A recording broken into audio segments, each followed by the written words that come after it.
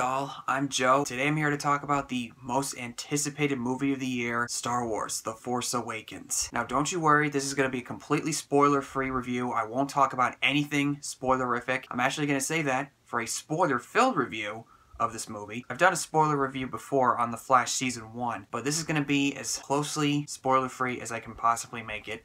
I promise I'll keep it to a minimum. For those of you who don't know me, as you can probably tell by now, I am a fan of Star Wars, and if you can't tell by my intro, I am a Star Wars fan. I have a Stormtrooper helmet. I also have read a couple of the Star Wars books from the Expanded Universe lore, only a long time ago though, like Lost City of the Jedi, Glove of Darth Vader, stuff like that. Mostly outside of the movies, I was into the video games, like Clone Wars, Bounty Hunter, Battlefront, you get the idea. And of course, I love the original trilogy. New Hope is great, Empire's also great, but my personal favorite is Return of the Jedi. So far. And as far as the prequels go, I don't hate them as much as other people do, but I think we can all agree they were very disappointing movies. When they announced that Star Wars 7 was coming up, I was so excited for it, because I never thought we were going to get an Episode 7. And J.J. Abrams was making it, the original cast was coming back, we got new characters in here, a new villain, a new version of the Empire of some kind, and they were keeping it as closely secret as they possibly could, and it was so shrouded in secrecy that I couldn't really imagine watching this movie. And I am so happy to report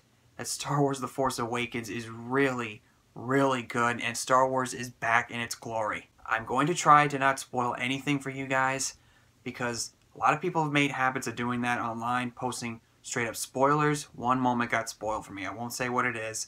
I'll address that in the spoiler-filled review. But man, did this movie take me for a ride. It was one of the most cinematic experiences I've ever had. All I'm going to tell you about this plot is that this movie takes place 30 years after Return of the Jedi. A new version of the Empire has risen, the First Order. John Boyega's character Finn, Daisy Ridley's character Rey go on this big adventure to do something. Along the way they meet Han Solo and Chewbacca, and another character called BB-8, which is a soccer ball droid that you've seen in the previews, facing off against the new villain, Kylo Ren, played by Adam Driver. First of all, the new characters are absolutely amazing. John Boyega as Finn is perfect as this character. He's so energetic and charismatic, and he has so much energy to him, and you really feel for his character because he's a stormtrooper, and if you can tell, something with him just doesn't feel right, him being in the First Order. But he's a very well-realized character, and it's a really brand new thing to see in Star Wars like this, where he's a stormtrooper going through the character arc that he goes through. Daisy Ridley steals this entire movie.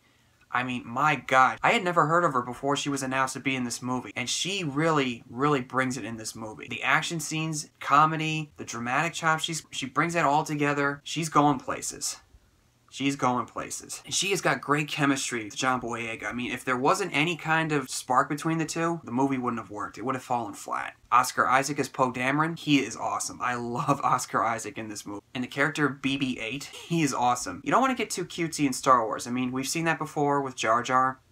We all know how that turned out. BB-8 had all the right combination of cuteness and humor. BB-8, he is awesome. He was so awesome. J.J. Abrams' direction of this movie is so energetic, so vibrant, and all these long, wide takes that he uses for the action scenes, and the practical effects that his production team came up with. My God, I felt like I was at home watching a Star Wars movie again. It was so refreshing. And of course, the CGI, most of the CGI looked really good. The scenes when they're up in space on the Star Destroyers and the X-Wing fights and all that stuff, that was CGI. I mean, I knew it was going to be CGI, but it looked really good. And it shows you that CGI can work. I mean, I know a lot of Star Wars fans want practical effects, and that is a welcome thing. I'm not saying it's a bad thing, but it shows you that most of the CGI in the movie looks good too. On top of that, with J.J. Abrams' direction, the movie just flies right by you. I'm going to have to watch this at least 3 more times because the movie never loses steam. I mean, J.J. Abrams' movies have a habit of just moving and moving and moving to the point where you might have to pause the movie for a second to breathe. But you really got to pay attention on the first viewing, because if you blink, you're going to miss something important. I don't really think you could have chosen a better director to start off this franchise again. He really brought his A game, just like he did with his other movies. And as far as I'm concerned, in my opinion anyway, he has yet to make a bad movie. Say what you want about his Star Trek movies, or Super 8, or Mission Impossible 3, but in my opinion, he still has yet to make something that's bad, as far as the movies go. And it's sad that, you know, he's not coming back for Episode 8, but you know what? I think he's going to need a breather after this one, and I'm excited to see what Rian Johnson brings to Episode 8. But let's talk about the villain, Kylo Ren. Wow. Adam Driver knocks it out of the park. He is so great as Kylo Ren. I'm not going to say what his backstory is or anything, but he's one of those villains where you do understand where he's coming from. You get a little bit of information, so you could say, okay, I understand why he's doing this. But at the same time, you have to keep in mind, I mean, I understand why, but I'm not condoning what you're doing because you are doing bad things. That's the best kind of villain. You don't condone what they do, but you do get their motivations. Some of the ways he uses the Force and how the way he walks and everything and certain things that he does when something doesn't go his way, it's kind of terrifying. It really is. Now let's talk about the original cast. Harrison Ford as Han Solo. You guys should have seen the audience reaction when his character and Chewbacca show up. It was so awesome. It wasn't one of those things where it's like, hey guys, look, it's Han Solo. You like that character, right? Here he is. It's not an in-your-face pandering type of thing, as I'm sure some people are probably going to argue over this movie. It felt natural, and Harrison Ford still got it. This is probably the best performance he's given as that character. It was so great to see him come back. And Chewbacca is still just as lovable as ever. Peter Mayhew, well done. And Carrie Fisher comes back as Leia. I was a little bit concerned about her. I mean, I don't mind Carrie Fisher. I think she's pretty good from what I've seen of her, but I wasn't really sure if she was going to be able to, you know, bring her A game for this movie. But I have to say, I was very relieved. She felt natural. It's like with Harrison Ford, it felt like she never left that character. She's a bit more wiser, though. You could still tell it's the same character that we got to know in the originals, but she's more wiser, more weary. That's all I'm going to say. But the scenes between her and Han, they were pretty touching. They hit me somewhere right there. And now, let's get to the big guy. Luke Skywalker. Is he in the movie? Tom? Uh-huh. That's all I'm going to tell you about Luke. I'm not saying a word about Luke anymore until I get to the spoiler review. Now, without giving anything away, I've said it before, like with Han Solo, a lot of people are going to leave this movie disappointed, saying that it's just a rehash of A New Hope, and that certain things are in-your-face references and all that stuff. And yeah, there are some similarities to the original trilogy, but I don't think it was done in a pandering type of way or superficial fan service type of way. It felt familiar, but it felt new at the same time. I'll explain it more in the spoiler review because I don't want to get too deep into it. But after thinking about it a little bit more, I'm going to watch it again. I have to be sure, but as of right now, I have to say, I don't think it was done in a forceful way. I felt it was done in a natural way. I mean, I wasn't expecting it to be like a big mind-boggling experience like Empire Strikes Back or any of the other original movies. I played by its terms, I allowed the movie to take me for a ride, and I got exactly what I wanted out of it. A fun time at the movies, and the first good Star Wars movie that we've had in 32 years. 32 years since 1983. Look, say what you want about Return of the Jedi, but I love that movie. I think it's great. I mean, is it perfect? No, and neither is this movie. But I have to say, this is the first time in 32 years that we've had a good Star Wars movie. I mean, you could argue with me all you want that I'm just fanboying or I'm phantom menacing, as Chris Stuckman would say. I'm not.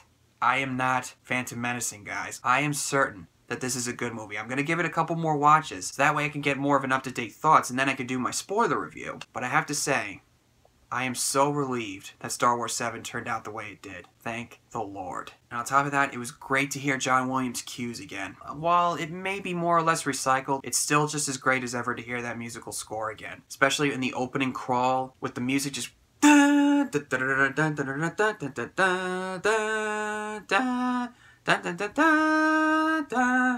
I felt right at home when that started, which added on to certain moments in the movie. The audience was cheering and clapping. Oh god, that was so great. As far as negatives go, I'm gonna be as vague as I possibly can. There's one or two parts where, if you've seen the previews, I'm not going to say what it is exactly, but while I think they could have explained it just a little bit more, at the same time, I don't really think it was necessary to explain everything in this movie, because you have to leave certain things open for the sequels to explain, because if you try to answer all the questions in one movie, you're going to feel like, do we need to see another one? You don't want the movie to blow its load too quickly. You want to allow the other sequels to explain certain things, and as far as Starkiller Base is concerned, I'm not going to say anything specific, but I wasn't that really big of a fan of it, but at the same time, I didn't mind it at all. I know some people are going to bitch and moan about that, but you know what? As familiar as it was, I didn't mind it. And this is just a huge nitpick. I felt the movie was just a little bit too quick at certain points, because this movie never loses steam. And I have to say, I felt Captain Phasma was a little bit underused.